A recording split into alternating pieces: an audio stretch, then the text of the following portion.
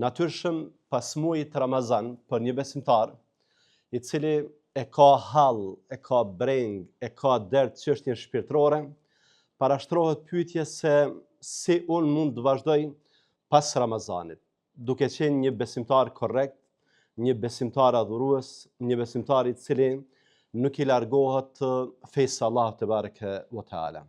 Si mund t'ja dal që adhurimin, agjerimin, namazin, leximin e Kur'anit, dhikrin, sadakan, si t'ja dal që t'i ruaj, për faktin se Allahu te bareke ve teala na ka treguar në Kur'an se ndonjëherë rreziku për veprat është edhe pas bërjes së tyre.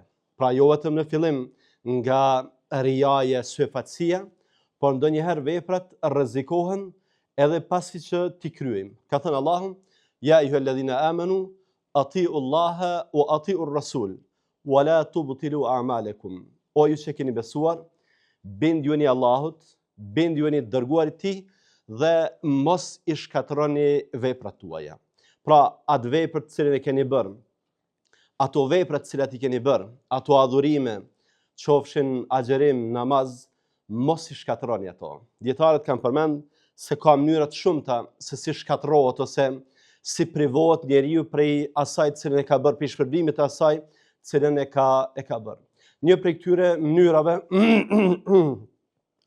është edhe kur njeriu i kthehet avazit vjetër. Pra, kur bën gjunahe, kur bën gabime, kur thjesht pas Ramazanit është ai që ka qenë para tij, pra kur Ramazani nuk ka lënë gjurmë ndryshimi tek ky. Prandaj mëkatet janë një argument jo vetëm që nuk është pranuar xherimi, por Allahu na ruajt edhe që mund të jetë tërësisht i humbur. Pra, mund ngel njeriu edhe pa shpërblim fare për faktin se ai i është kthyer gabimeve dhe gjunaheve.